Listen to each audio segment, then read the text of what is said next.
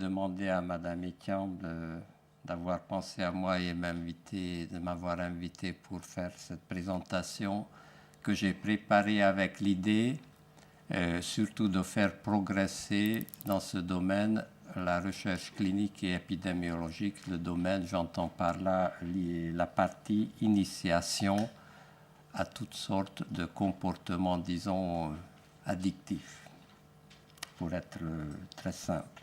Alors, quels sont les constats? En France, on dispose pour les jeunes de sources, l'ESPAD et Escapade. L'un est à 17 ans, l'évaluation lors de, soi-disant, sa journée nationale. On collecte des données, ce sont des données annuelles et transversales. On a l'évaluation européenne qui donne des données pour un âge plus court. Tous les deux sont absolument transversales. Toutes ces études, ce n'est même pas des études, c'est des évaluations annuelles. On essaye de tirer des conclusions de ça parce qu'on n'a pas autre chose. Ça, je voudrais dire tout de suite. Alors, qu'est-ce qu'on voit par exemple? Vous voyez ici les filles, les garçons pour le tabac. Vous voyez qu'en 2011, les données de la dernière année qu'on dispose, usage 30 derniers jours, vous voyez une augmentation chez les filles assez considérable de 31 à 43%, un peu moins augmentation chez les garçons. Vous voyez la même chose pour le cannabis. Pour l'alcool, il y a une petite augmentation, vous allez voir, c'est parce que le comportement a changé. Et vous voyez pour les drogues illicites, on voit ces photos, c'est une photo, c'est un snapshot, c'est pas plus à dire, qu'il n'y a pas beaucoup de modifications par rapport aux années précédentes. Pour l'alcool, ce qu'on voit, c'est bien entendu, vous savez, le binge drinking qui a augmenté ces dernières années et pas la consommation régulière. Donc ça, c'est un constat. Alors si on regarde maintenant l'étude Escapade, vous voyez ici ce qui est déjà une meilleure présentation, l'expérimentation, l'usage quotidien en fonction des substances tabac, alcool, ivresse et cannabis. De ces données-là, on peut par exemple calculer, pour avoir un peu plus d'informations que juste les données descriptives, calculer quel est le rapport entre l'expérimentation et usage régulier. Alors si on fait le rapport, tout simplement, on voit que devenir utilisateur régulier, 46% de ceux qui ont le rapport de l'expérimentation peuvent devenir utilisateurs réguliers. C'est le plus important pour le tabac. C'est moins important pour les autres substances. Il est évident que parce que c'est une enquête, il y a un biais majeur parce que ce n'est pas les mêmes qui rapportent l'expérimentation et qui rapportent l'usage quotidien. Donc c'est pour ça que je dis tout de suite, ce chiffre est à prendre absolument avec beaucoup de doutes, parce qu'évidemment, qui rapportent expérimentation ne sont pas ceux qui rapportent utilisation quotidienne, puisque c'est une étude transversale, une enquête. Et ça, je vous dis tout de suite que c'est un problème. Donc, on devrait avoir les études de cohorte pour voir quel est le pourcentage de l'expérimentateur qui deviennent pendant leur vie utilisateurs quotidiens d'une substance, et ces études-là ou ces évaluations-là sont totalement insuffisantes pour répondre à cette question. On revient encore une fois à ces deux études. Vous voyez ici, c'est Baromètre Santé 2010, le pourcentage utilisateurs quotidiens de tabac chez les filles, chez les garçons. Ici, on trouve 23% à peu près. Dans l'étude Escapade, on trouve 31%. Comment réconcilier ces deux sources quand c'est quand même une différence importante? Est-ce que c'est un problème de l'échantillonnage et est-ce qu'on sait quelle est la réalité? Alors, je voudrais tout de suite dire que en ce qui concerne essentiellement le tabac, c'est certainement vrai pour l'alcool, on n'est pas simplement dans une histoire de comportement. On est dans une histoire de l'espérance de vie. Le problème du tabac, c'est pas à part problèmes autres. Mais le problème majeur du tabac, c'est le raccourcissement de la vie. Donc le tabac raccourcit la vie, l'alcool aussi et certainement d'autres types d'addictions aussi. Donc on doit prendre une vue, pas seulement ici et maintenant, mais une vue prospective et voir quelle est l'influence d'un comportement addictif sur l'espérance de vie. Pour le tabac, on dispose des données et puis on sait que, par exemple, l'âge de l'initiation précoce entraîne un risque augmenté de devenir dépendant, une plus forte dépendance et une plus longue durée du tabagisme. La difficulté d'arrêter est plus importante et tout ça mène à un décès prématuré. Donc l'initiation précoce est cruciale pour voir qui va mourir plus tôt. Alors, on a cette étude, la première, je crois, dans ce sens, qui a pu relier l'initiation au tabac avec la mortalité. C'est le 1 Million Women Study en Angleterre. Vous voyez ici, donc ça c'est la cigarette par jour et la mortalité, mais on va regarder cette figure-là et vous voyez que ceux qui ont commencé avant 16 ans ont 3 fois plus de risque de mourir que ceux qui ont commencé plus tard. Même après, il y a une augmentation de mortalité par rapport à ceux qui n'ont jamais fumé, mais là, vous voyez ici, et ce point-là est différent de ce point-là si vous regardez les intervalles de confiance, c'est-à-dire ceux qui commencent à avant 16 ans de fumer, initiation, ce n'est pas usage quotidien, commencent à fumer avant 16 ans ont plus de risques de mourir plus tôt et en moyenne de 10 ans. Et c'est des femmes. Chez les hommes, c'est démontré, c'est à peu près 15 ans la perte d'espérance de vie. Alors, quelle est maintenant la trajectoire des fumeurs adolescents? Bien sûr, comme toute utilisation, commence avec un essai. On peut devenir non-fumeur, mais on peut devenir fumeur occasionnel. Bien entendu, parmi ceux-là, il y aura certains qui vont devenir non-fumeurs, mais certains vont devenir fumeurs. Par contre, une partie de ceux-là, et les adolescents sont caractérisés par un tabagisme par à-coup, souvent quelques cigarettes le week-end, pas de cigarettes dans la semaine, donc c'est des fumeurs occasionnels par excellence. Ils deviennent fumeurs réguliers et il y a l'installation de la dépendance, donc ils deviennent fumeurs chroniques. Et fumeur chronique, ça veut dire décès prématuré sans ambiguïté. Alors, qu'est-ce qu'on sait de l'expérimentation? Donc, si c'est lié à l'espérance de vie, il est crucial de connaître l'initiation et les conditions d'expérimentation. Aux États-Unis, on a calculé 30 à 50% des fumeurs, des expérimentateurs deviennent fumeurs quotidiens. On n'a pas des données en France. Vous avez vu que les données escapades ne sont pas utilisables en fait, même si j'ai essayé de donner une idée de devenir utilisateur chronique. Si on prend ces rapports, on peut trouver qu'il y a à peu près 300 fumeurs quotidiens qu'on fabrique par jour dans ce pays. Alors, ça veut dire qu'on a à peu près 100 000 fumeurs quotidiens par an. Et si on regarde mes calculs totalement biaisés, on trouve à peu près le même pourcentage, mais ça devrait être confirmé parce que, je répète, c'est crucial de connaître cette période de la vie et de la consommation.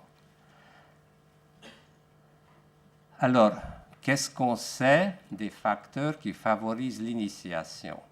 On a des données sur l'effet des copains. On a très peu de données, en fait, même au niveau international, sur les effets pharmacologiques positifs des premières cigarettes ou de première utilisation de substances. Ça nécessite d'étudier chez un groupe d'adolescents avec des situations contrôle, donc méthodologiquement correctes, des effets pharmacologiques qui est l'effet positif, plaisir, et l'effet aversif des substances et savoir qui devient utilisateur quotidien et qui ne devient pas. il est très bien démontré que les effets indésirables de l'enfance, moi j'aime bien cette expression, l'effet indésirable de l'enfance favorise l'initiation et ces effets sont dose dépendants. C'est-à-dire, plus quelqu'un a vécu de cette liste des effets indésirables de l'enfance, plus la probabilité de devenir utilisateur chronique est élevée. On commence à avoir des données sur les expositions intra-utérines, donc dans la vie fœtale, et je vais y revenir tout à l'heure, qui montrent que l'exposition, par exemple, dans la vie fœtale au tabac est un facteur de risque majeur et indépendant de devenir fumeur, de devenir dépendant tabagique, d'avoir des troubles de comportement jusqu'à l'âge de 20 ans et avoir les troubles psychiatriques jusqu'à l'âge de 20 ans. Il y a des études nordiques de cohorte avec 170 000 personnes suivies et ayant des données de la mère pendant la grossesse qui montrent quand même avec beaucoup de confiance que c'est vrai. Il y a bien entendu le rôle des comorbidités psychiatriques aussi au niveau de l'individu, mais aussi au niveau des parents. Donc les deux sont des comorbidités psychiatriques. Il ne faut pas oublier le rôle de la comorbidité psychiatrique des parents. Alors on va parler après, je vais vous dire quelques mots sur l'hypothèse de Gateway, donc séquence des substances. Bien entendu, ça c'est très à la mode, étudier les polymorphismes génétiques à tous les niveaux, ça fait la science, c'est très joli, ça se vend très bien dans les journaux, c'est facile à publier. Et il est beaucoup plus difficile de publier le rôle du cinéma. Il y a des très belles études de James Sergeant des États-Unis qui était le premier à détecter le rôle du cinéma dans l'initiation au tabagisme. Et bien entendu, il y a les influences socio-économiques. Alors, je vais vous montrer quelques exemples. Bien entendu, on ne peut pas voir tout. C'est une présentation très jolie, c'est pour ça que j'ai choisi. Vous voyez ici les adolescents asiatiques caucasiens, des adolescents et les adultes jeunes, et on mesure la cotinine plasmatique et on regarde en fonction de délinquance et dépression. Vous voyez chez les Asiatiques, les concentrations plasmatiques sont faibles parce que les Asiatiques fument toujours moins, que ce soit les adolescents ou les jeunes adultes. Le rôle de la dépression est prépondérant chez les Caucasiens, mais pas chez les Asiatiques. Et vous voyez la concentration plasmatique de cotinine est poussée vers le côté délinquance chez les adultes et ce n'est pas le cas chez les adolescents. Donc il faut faire la différence entre jeunes et jeunes adultes et puis trouver éventuellement des mesures biologiques de consommation, comme ici la cotinine plasmatique qui est le métabolite inactif et principal de la nicotine, pour relier la consommation avec d'autres mesures, mettons, de comportement. Un autre aspect, c'est comment on devient dépendant. Par exemple, on peut mesurer la date de la première inhalation et la date de devenir dépendant ici des cigarettes. Ça s'appelle la conversion, mais ça nécessite encore une fois des études prospectives, c'est-à-dire suivre les adolescents pendant leur vie et définir quand on devient ici en fonction du métabolisme de la nicotine. Vous voyez qu'il y a des différences en fonction du métabolisme lent ou rapide de la nicotine, mais en fin de compte, au bout de 2 ans, 20 à 40% deviennent tous dépendants, donc c'est une subtilité, mais à la fin, ça ne compte pas beaucoup. Ce qui est plus important, c'est de voir quand on devient dépendant après la première consommation. Au Canada, il y a un groupe extrêmement actif qui étudie les adolescents et la majorité de nos données vient de ce groupe-là. Vous voyez entre la première inhalation et devenir addict, une addiction physique qu'ils appellent, il y a 5 à 6 mois. Donc entre une première inhalation de la fumée d'une cigarette et avoir des symptômes de l'addiction, c'est très rapide. Pour correspondre aux symptômes ICD-10 de dépendance, il faut attendre plus longtemps parce que c'est les symptômes sévères. Donc il y a aussi l'étude des outils par lesquels on évalue une dépendance. Mais ici, vous voyez qu'en fait, avoir des symptômes de dépendance, ça se développe extrêmement rapidement, c'est 2 à 6 mois. Et pour ça, il nous faut des outils sensibles, spécifiques non seulement pour les adolescents, mais pour le pays et pour la langue. Qu'on oublie souvent qu'on ne peut pas transposer les données anglo-saxonnes en France. Et ça, c'est un défaut majeur, et c'est pour ça que j'essaie de vous stimuler de s'intéresser à ce sujet. Alors, c'est une étude de Denis Kandel, et on va y revenir, qui montre que la comorbidité psychiatrique précède, c'est rare quand on a une cohorte comme ça, avec évaluation de la comorbidité psychiatrique, qui précède de devenir dépendant au tabac. Vous voyez ici que l'anxiété apparaît à 10 ans et 7, l'humeur dépressive à 11-12 ans. La première cigarette est fumée après. Les premiers symptômes de dépendance nicotinique selon DSM-4, c'est à 14 ans. Et puis toute la panoplie de dépendance selon DSM-4, 14-15 ans. En sachant que, et les auteurs concluent, et on ne peut être que d'accord, que cette classification qui sera quand même maintenue dans le DSM-5, en gros, est totalement inadaptée pour les adolescents. Donc on doit développer des outils d'évaluation de dépendance, que ce soit pour l'alcool ou pour le tabac. C'est des grandes populations, donc c'est facile à étudier. Il faut volonté des personnes compétentes et l'argent. Alors, ces collègues canadiens ont développé, puisque l'évaluation de la dépendance, par exemple nicotinique, est trop grossière pour évaluer la dépendance des adolescents, ils ont développé le questionnaire HONC, Hooked, piégé, accroché. C'est un questionnaire qui évalue les symptômes très subtils. Ça devrait pouvoir être utilisé en France. Il y a des gens, les Canadiens ont traduit en plusieurs langues. Il y a 30 traductions de toutes les langues. Donc c'est récupérable même en français, bien entendu.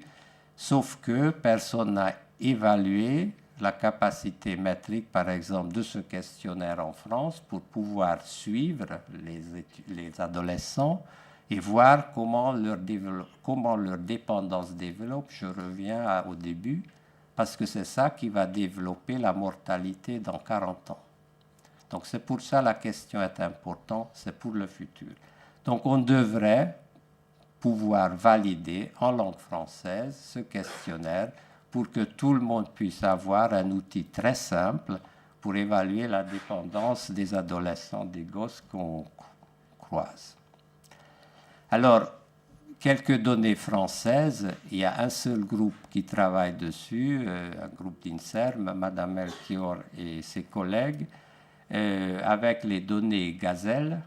Ça vient de leurs études, et les données françaises confirment le rôle des comportements disruptifs dans l'initiation. Si on revient à cette étude américaine, vous voyez que le prédicteur unidirectionnel majeur, c'est les comportements disruptifs, c'est-à-dire attention, hyperactivité, déficit d'attention et de comportement antisocial.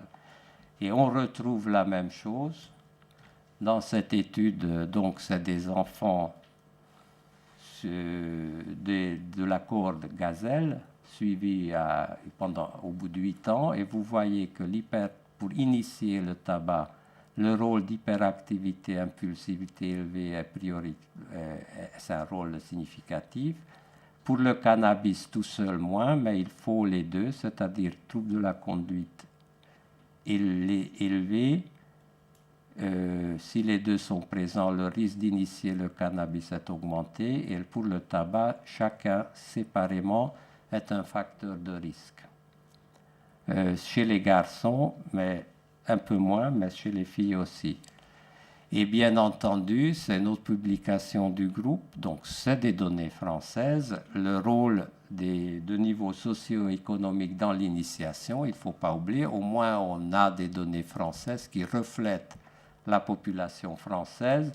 Vous voyez que par rapport à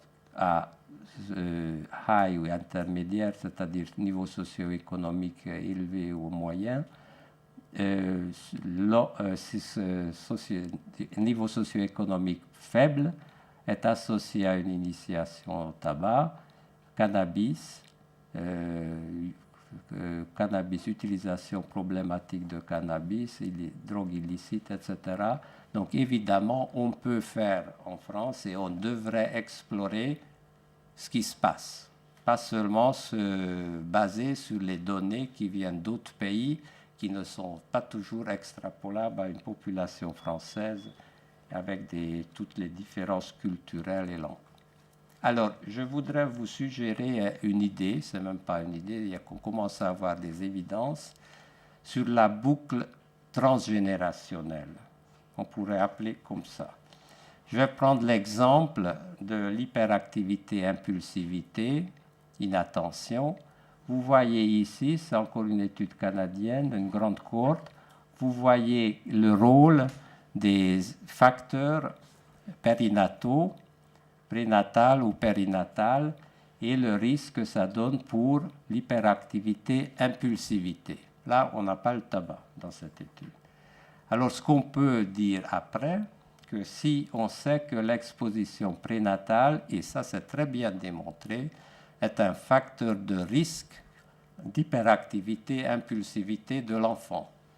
Donc, une exposition prénatale, dans ce cas de la fumée du tabac, entraîne, et ça c'est vraiment bien démontré, c'est pour ça la flèche est large, est un prédicteur de l'hyperactivité, impulsivité de l'enfant, qui, on a vu, est un risque d'initiation au tabagisme.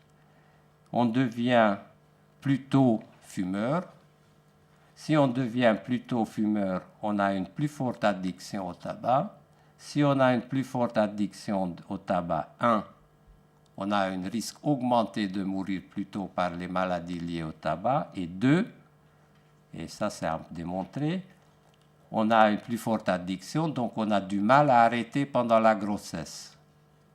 Et si on a du mal à arrêter pendant la grossesse, on est dans la boucle, on a une exposition prénatale et la boucle continue. Donc chaque étape d'une boucle comme ça, bien sûr dans les détails, devrait être étudiée parce que c'est crucial en France. 150 000 enfants qui sont nés sur les 700 et quelques mille naissances sont exposés in utero au tabac. Quelle est la conséquence de santé publique de cette exposition in utero en termes de comportement et en termes de mortalité, mettons, cardiovasculaire par le fait qu'ils deviennent fumeurs chroniques? Alors pour terminer, on va parler de gateway, hypothèse, gateway ou porte d'ouverture. La photo, c'est celle de Denise Condell. Elle est née en France, elle était la première à évoquer l'idée de porte d'entrée, c'est-à-dire que la séquence des utilisations des substances peut jouer un rôle. Alors, je voudrais, entre parenthèses, sans interprétation, vous raconter que Denise Condell a demandé à l'université Paris 6, Pierre et Marie Curie, de devenir professeur honoraire. Effectivement, elle est l'initiateur de l'hypothèse, elle a fait les premières études dans les années 90. L'université Paris 6 a refusé, ça coûte rien, a refusé en disant elle est trop vieille.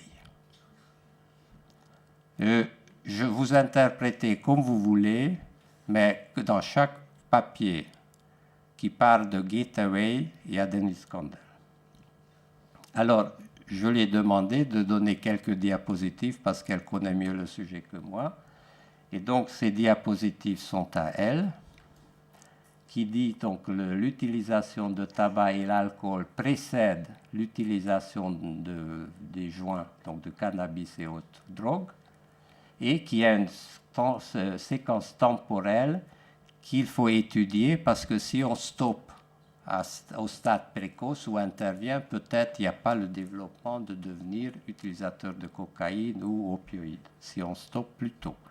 Alors, c'est des données américaines, vous voyez ici, que l'utilisation, l'âge moyen, cigarette, précède effectivement l'utilisation de l'alcool, le cannabis, la cocaïne et l'héroïne. Et donc, c'est là-dessus que c'est basé l'hypothèse de porte d'entrée. Des arguments sont quand même assez forts. C'est le âge de devenir utilisateur, l'âge moyen. Donc, effectivement, elle a élaboré l'hypothèse de porte d'entrée que les drogues licites précèdent l'utilisation des drogues illicites.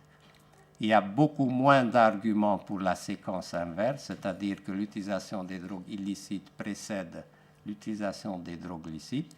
Vous pouvez raisonner comme vous voulez, parce que les drogues licites sont plus facilement accessibles, tout ce que vous voulez. C'est à étudier. C'est pour ça que je présente, pour vous provoquer qu'il y a des études à faire. Et puis, qu'il y a des situations prédisposantes, comme on a vu, les comorbidités psychiatriques de l'enfant ou des parents, par exemple, qui précèdent l'utilisation de la drogue numéro 1 et puis numéro 2. Et si sur la même cohorte, on regarde l'évolution, vous voyez que commencer par l'alcool, ça mène à l'utilisation des cigarettes, mais aussi un peu moins à l'utilisation de cannabis. Vous voyez le rapport, c'est les coefficients de corrélation, je crois. Cigarettes qui stimulent l'utilisation de l'alcool, et s'il y a les deux, le risque d'utiliser le cannabis est nettement plus augmenté, et ainsi de suite. Et vous voyez en fin de course la cocaïne et l'héroïne. Alors, les interventions, je ne peux pas vous en dire beaucoup parce qu'on est très mal avec les interventions. Les adolescents, bien sûr, ne voient pas le futur et sont difficiles à faire entrer dans un processus ou un programme clinique, ou s'ils entrent, ils ne reviennent plus. C'est extrêmement difficile de faire arrêter les cigarettes chez les adolescents.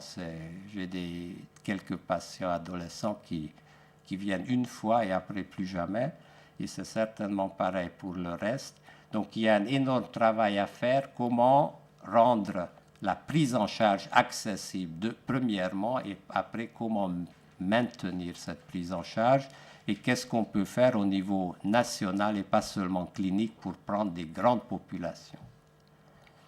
Et puis à la place des conclusions, je voudrais plutôt poser des questions pour savoir où sommes-nous en France en termes de recherche clinique et épidémiologique. Est-ce qu'il y a des unités INSERM, par exemple, dédiées spécifiquement à la question de l'utilisation des substances chez les adolescents, de l'initiation expérimentation? Est-ce qu'on a des études de cohorte longitudinales où on suit à partir de X âge ou à partir de la naissance ou à partir de la grossesse les individus, comme ça arrive dans les pays nordiques qui sont peut-être plus petits, mais quand même c'est faisable? Est-ce qu'on connaît les prédicteurs physiopathologiques, c'est-à-dire qui va vivre un effet positif et qui va vivre un effet négatif, et quel est le rôle de ce plaisir ou aversion dans le devenir de l'individu? Et puis bien entendu, quelles sont les interventions possibles sociétales et testées, pas simplement lancer une intervention et dire qu'on a fait, mais testé par un groupe contrôle, et puis où on en est avec la formation, avec le développement des compétences à grande échelle, pas quelques individus dans le pays par-ci, par-là, et quels sont les débouchés de carrière pour les jeunes qui peuvent se consacrer à l'étude des adolescents qui deviennent les futurs candidats à réduction d'espérance de vie. Merci.